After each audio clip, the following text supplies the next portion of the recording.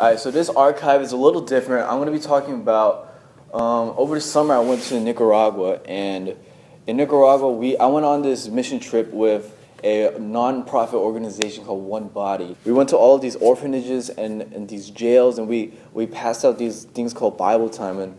And this is not a religious video. I'm not trying to push any religious agenda. I'm just trying to tell you guys about my time there, and yeah.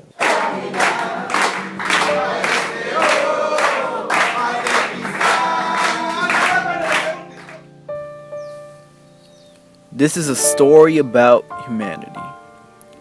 Now here in Nicaragua, you can imagine it's quite different from America. The people, the roads, the air, the clothes. At face value, it's all just fables. But to sit in Nicaragua, well, that's a whole nother tale. To smell and feel and walk in the air, it is all but too familiar. The people, the roads, the air, their clothes, they're all just reactions to their territory, molded by their environment. But no different from I, just human.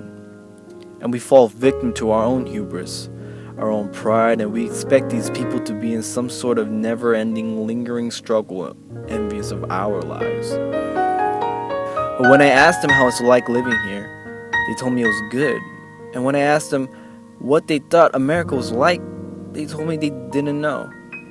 And it seems as if we sometimes forget that they're humans too, like us. And they find pleasure in the little things in life, like us.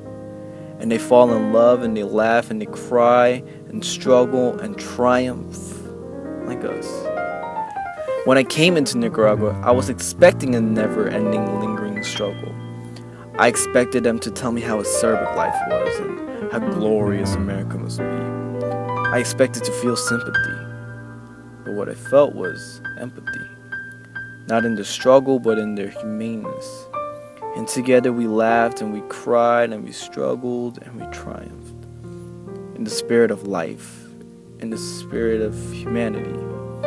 And together we stood, and we still stand, linked by the bond of humanity.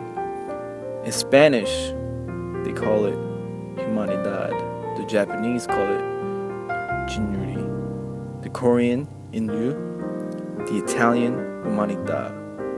But regardless of what we call it, the spirit of the word transcends race and creed. And together we stand, linked by the bond of humanity.